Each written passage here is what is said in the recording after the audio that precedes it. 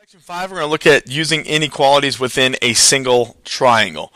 Example number 1 says mark the largest angle, okay, the longest side, the smallest angle, and the shortest side of the triangle shown below. What do you notice? Okay. So here's the thing. I'm going to go ahead and just mark this using red. To me, and again, this is a little bit goofy because we don't know the exact angle measures, but I think it's pretty clear that this angle is going to be the largest angle.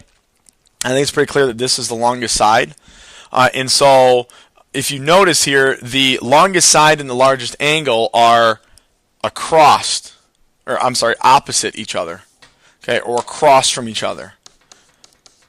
The way it's written here, you'd say opposite each other. I'll just say across from each other, same idea. I mean the same thing, okay? And the smallest angle here appears to be this one to me. And then the smallest side appears to be this guy. And so what you notice again is the shortest side and the smallest angle are again opposite each other. Okay, and so that's the first big idea in today's lesson, is that if one side of a triangle is longer than another side, then the angle opposite the longer side is greater than the angle opposite the shorter side. Okay, so in this diagram, since we know AB is longer than BC, that automatically means that angle C has to be bigger than angle A. Okay, and hopefully that makes sense, right? I mean, the bigger the opening, the longer the side is going to be. And when I say the bigger the opening, what I'm really saying is the bigger the angle, the longer the side. Okay, if one angle of a triangle is larger than another angle, then the side opposite the larger angle is longer than. So we're just going the other way now. It's essentially the converse. Okay, so in this diagram, we don't know exact lengths, but what I do know is that the length of BC, whatever that is, has to be bigger than the length of AB.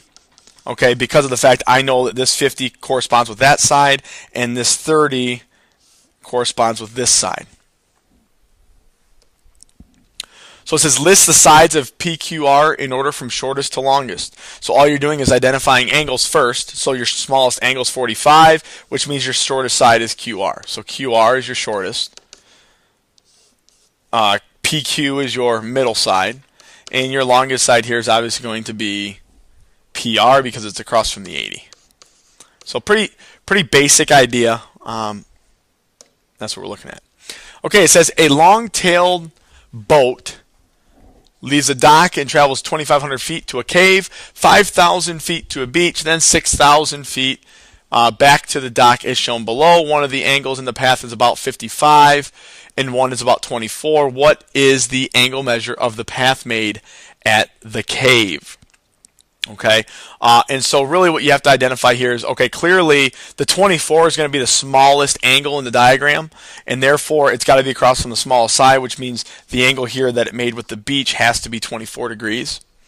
The 55, I mean, you can figure out what the third angle has to be here, right? So you have 55 plus 24, that's 79 degrees, and when you take 180 minus 79, the biggest angle here has to be 101, and obviously the largest angle has got to be the one at the cave because it's across from the longest side. And so really to answer the question, what is the angle measure of the path made at the cave? It's very simply 101. What you had to identify was, you could tell right away that it's either got to be the 101 or the 79, but again, it all goes back to the fact that 6,000 is bigger than 5,000, so the angle has to be bigger.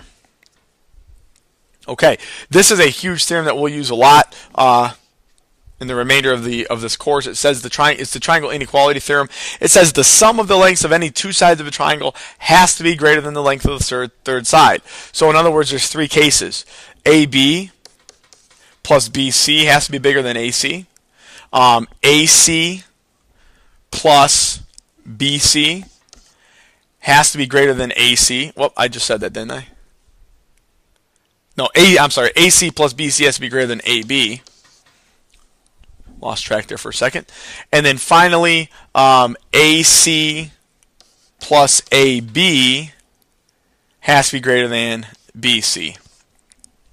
So you have three different scenarios you can check. There's actually a shortcut here once we get rolling that I'll show you. But that's the idea behind the triangle inequality.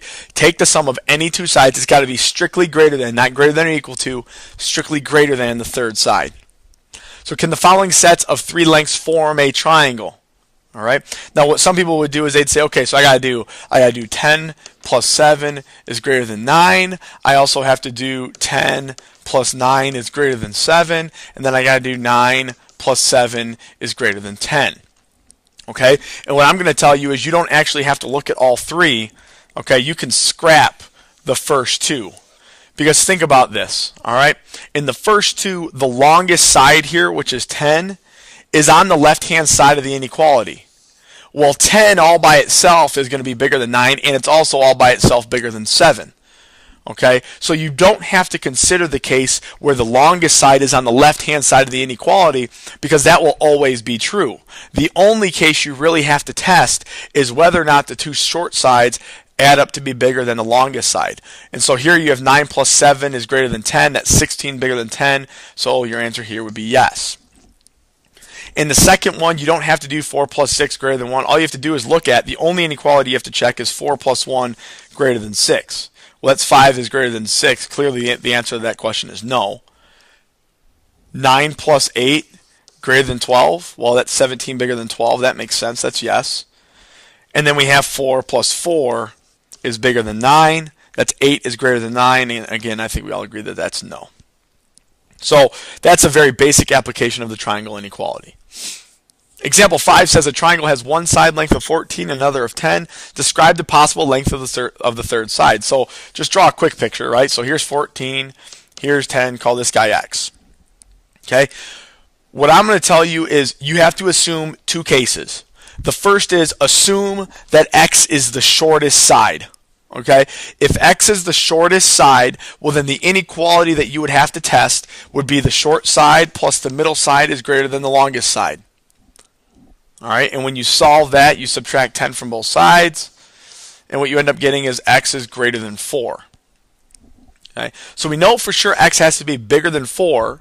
The second scenario I'm going to tell you have to check is you have to assume that x is now the longest side. If x is the longest side, then the inequality that has to be true is that 14 plus 10 has to be greater than x. So that's 24 is bigger than x. All right, and when you look at these two inequalities that we came up with and how they're related, one says x is bigger than 4, the other one says x is smaller than 24.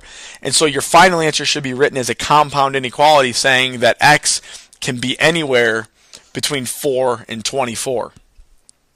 Okay? Those are all the possible lengths of that third side. Can't be less than 4, can't even equal 4. If it's 4, then you don't have a triangle. If it's 24, you don't have a triangle. But any value in between there will work. Really, the length of x is all strictly dependent on this angle. Okay, the bigger the angle, the longer x will be. So again, go ahead and I would pause the video here and try this one on your own. And I'm going to go ahead and do it anyway. So if you want to just stay with me, that's fine too. So again, I'm going to assume that x is the smallest side first. So x plus 17 has to be greater than 23. So I subtract my 17 from both sides. So x has to be bigger than 6. And then I'm going to assume that x is the longest side. So this says what? 40 is greater than x. So in other words, your final answer, x has to be somewhere between 6 and 40. All right, and so that's all we're looking at here with the triangle inequality. We can make things a little bit more complicated by adding in a different expression. Instead of just using x, we might use x plus 2 or x squared minus 7 or whatever. That can make things a little bit more complicated algebraically, but really the basic foundation behind the triangle inequality is what you've seen in this video. So as always, if there's anything here that's confusing or you're not sure of, bring it to class and we'll make sure we discuss it.